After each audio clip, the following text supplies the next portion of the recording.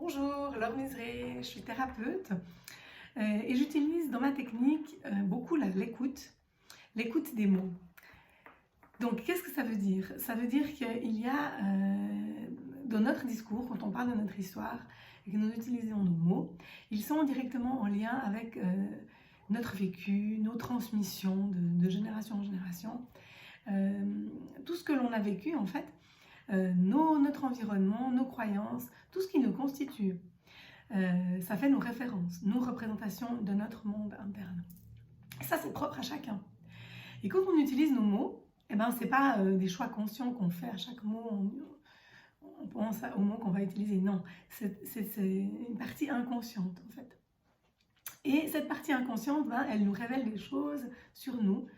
Et c'est grâce à ce processus que moi je peux déterminer, décrypter, détecter des choses qui auraient besoin d'être révélées. Parce qu'on ne se rend pas compte en fait, quand on parle de ce qui nous constitue. Et c'est seulement, en fait, grâce à l'autre personne, le thérapeute ou le coach ou l'accompagnant, qui va vous mettre face à ce que vous venez de dire en fait, avec la reformulation. Donc cet outil, il est génial, c'est super. Moi, j'utilise vraiment beaucoup ça, car nos comportements, en fait, ils vont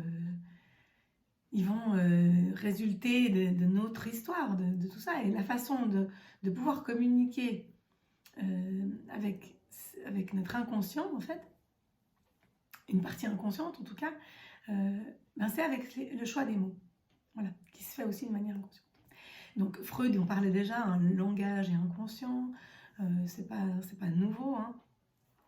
Donc voilà, on essaie de très utiliser en thérapie. Et puis je trouve ça passionnant en fait, moi, l'histoire de qu'est-ce qu'il y a derrière le mot, parce qu'il peut y avoir aussi l'étymologie, vraiment le sens profond du mot lui-même, et en même temps dans la représentation de la personne. Voilà. C'est pour ça qu'une représentation ou un mot utilisé tout le temps, c'est vraiment propre à cette personne-là, parce que pour une autre, ce sera complètement différent. Même s'il y a des choses qui se regroupent et des choses qui sont similaires, mais vraiment, c'est vraiment d'adapter à qu'est-ce qui est là juste pour cette personne-là.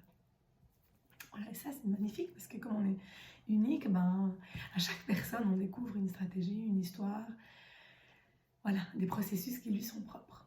Donc, voilà. Donc, j'espère que cette vidéo vous aura plu. Si vous voulez des autres renseignements par rapport à ça, ben, vous pouvez me contacter.